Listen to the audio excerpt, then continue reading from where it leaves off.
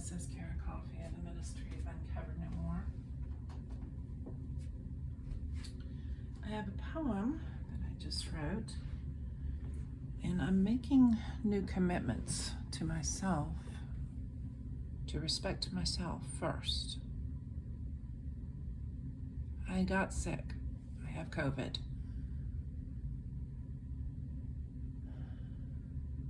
I cannot tell you how many times I've been required, whether sick or not, that I had responsibilities to do, and anger would come welling up inside of me because people were judging me, and then turned around and blamed me for behaviors that I couldn't control.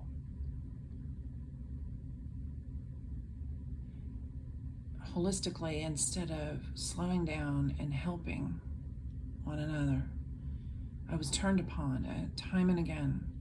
And all I can remember now, because my mind is being renewed, I'm requiring myself to forget my past, which was a very painful place to come to.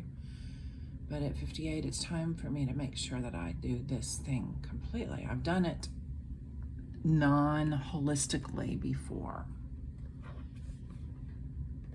And that's because you have to recognize the times and seasons for things as a pagan so that you don't hurt people. Even if they're still blaming me,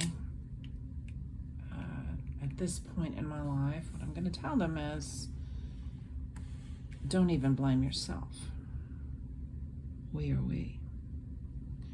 And most people I know do not know how, because they have to get a career, they have to do things that I didn't have to do because I was like the woman that the grand old party actually appreciates because I have the children, and so they will honor my kind of person as long as I'm not testifying the return of the Lord, whose power that they are using.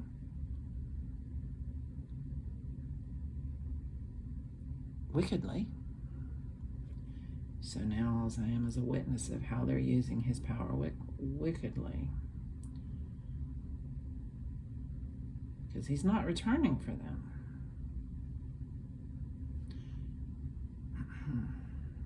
And I've got people in my life, not my 10 children, that ended up with attitude because he wasn't returning for them. And that's just called a control freak. And I've had control freaks in my life since I was born. Did I have compassion on them? Certainly. But now it's time to have all of my compassion on myself and my own progeny and my own life, while I still maintain good relationships with the other life. Why am I going to do that? Because I need to be an example of somebody who doesn't throw the baby out with the bathwater. People do not know, by and large, how to start over and how to be gracious on both sides of the life that you are starting over. In my experience, I'm not saying that you aren't going to make those choices as a person. I'm saying, look at this that I am observing. Can you choose differently tomorrow, today, starting today, but then do it for tomorrow? Get yourself ready, because it's going to cause some choices to be made. That you're balanced in your core, in your ego, about the people in your life that cause pain. It's your choice. Most people around me chose badly. Most people around me chose badly. And they lost me. And they're happier there, so I'm going to be happy for them. How does that sound? See the balance? Do you hear the balance? But I've had to come to the painful conclusion that I can't have a relationship with them anymore. I can't. And they chose that. And I can see in my mind's eye, honestly, even with my 10 children, I can see in my mind's eye where they chose against me, and then they're not going to change back. I can see it. But I can see it in everybody's life if I walk into the room. I've just learned to close that side of my abilities off when I walk into the room. When I enjoy some time in the places I minister, I'm getting better and better at choosing one or two of my projects to do something with, take my devices, and do that project. When I'm here in my place,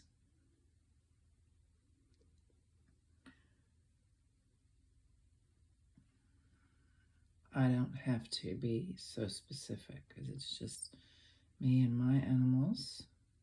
I have, right now under my care is a bunny and 2 kitties. And the kitties stay with me most of the time, and we have a good life.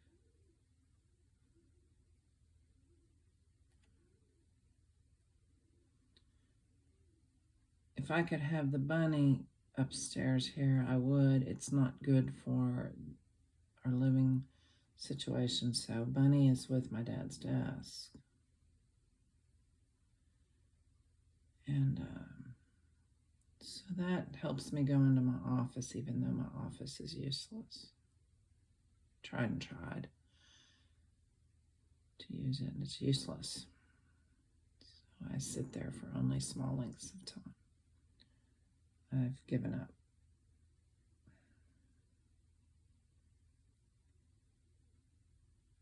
My gardening stuff is in there, and on days that I'm doing my candle lighting for groups of people, I will take that bag downstairs. I have Smith Rider-Waite Tarot, that book, and I take down the dates, and then light the candles and everything. I have plants to plant right now in there. I'm sick, so they get to wait for a minute or two. So I need to take care of myself for a minute, and I'm grateful that I can have the time to do that now and just not have to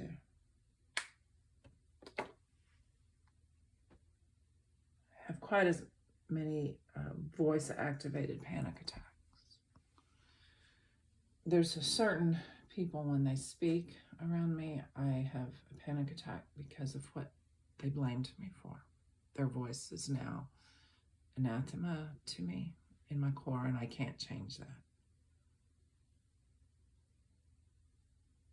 And what's sad is they don't care. They literally don't care. I don't agree with that part of our society. I don't. So I need to move on. And you see some things that I'm moving on with. Becoming what I already have been, Wicca. Wiccans are a younger form of paganism. When they have Inoctara, Gaiatara, me, join them, I take it eternal. So they will have a boost, but I'm not sure I'm going to be able to be around Wiccans. I don't know. That's new territory for me. The 7 healing chakras has to do with my astrology chart that was already read, and my taking it very slow in nurturing myself and getting to know myself. There is a workbook that I was recommended that would help me understand my chart. Like, I don't understand the houses. So if I don't understand the houses, there's no use in reading it in my chart. It's meaningless. I've got to understand the baseline before I can, and how it works, before I can actually get meaning out of my chart.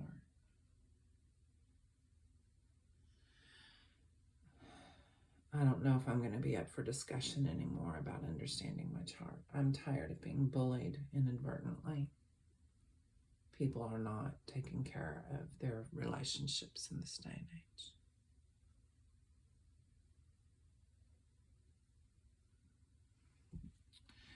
So I wrote a poem, and I titled it Witness. I wrote it on the Twitter that's on my phone. I have 2 Twitters now. I did not kill one Twitter. I stopped the premium on it, and it's just going to sit there like my @UncoveredNoMore.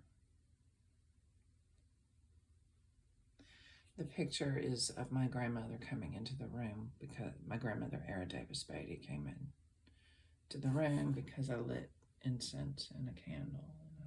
She comes in when I do that. I can't light incense. She's here, though. Her granddaughter's sick, so she stays with me. When I invoke her like that, she's not the only one I invoke. She leads them in, and she makes sure that they are not anathema to my soul. She knows my soul better than I do, and she communicates that with Robert Hilton Beatty, who was one of them that died dead in the street, according to the book of Revelation, like my brother and the prophet David Wilkerson. So this is a room of heaven that is exclusive, but my grandmother died penniless. Morphine couldn't even take the pain of the cancer away that ate her alive. Uterine cancer. So we're not rich, but our bills are paid somehow. And if not, we find a way to be grateful. So I'm a witness. We watch out the window, see birdie free, ask ourselves questions, nap to be. Why must the schism of politics rage when comforting neighbors brings purple sage and home-baked chicken with potatoes sublime? Love thy enemy is easy, despite grand old party slime.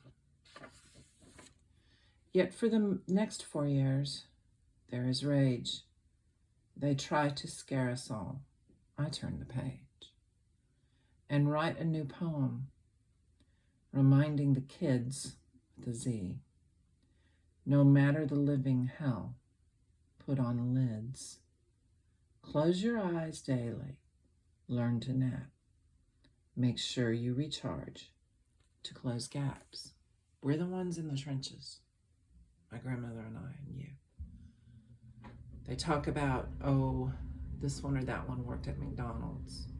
That's our career. We're the little people. My career was giving up the ability to have a career. I'm nobody in this society.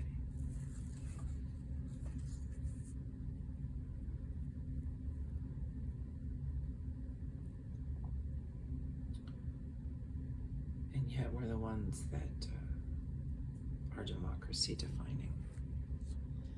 In the current leadership of Biden, Harris, and now Walz, W-A-L-Z,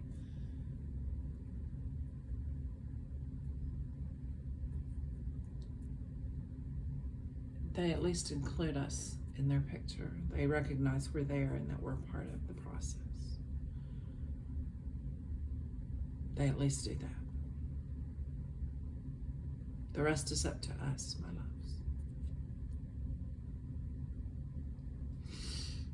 So I made some decisions. One of them is my ministry first. What I need to read and do art with first. What I need to finish first. Every year, because I'm a homeschooling mother, after the responsibilities that were overwhelming left me, I choose my own learning cycles, because I don't think you should ever stop going to school. and it is a discipline. And you will choose authors, and you will choose music, and you will choose to learn again, but it's not college learning. You know, President Barack Obama is a good example of this. He releases his yearly music or reading. He's never stopped learning. He has a college degree, or maybe several, I don't know, as does his wife. To be a president and his wife, they have to enter the elite. And that's just a different kind of position than, say, mine. When I was born, I was of the elite, but not of this world. And we don't like the word elite. We just use it when we need to, as I just did. I have cleaned up my blogs being sick, and that is the message that I want to leave today. I have always had the ability to use when I get sick and can't do the work. There was my last pregnancy, I was relieved that the last 5 months to take care of my heart and grow the baby, I stayed in a certain chair, and that chair was very special to me. And I rested, and nobody could mess with me, and they had to help me. And there wasn't the attitude issues that I've dealt with all my life among many people. And I'm having to go to that place full time for the sake of 3 people. Does that mean I'll just stop living my other life? No. I've already fed my bunny, both my cats. I need to rest a little because I'm medicated a little bit. But it is during a sickness that a lot of times I can get clarity.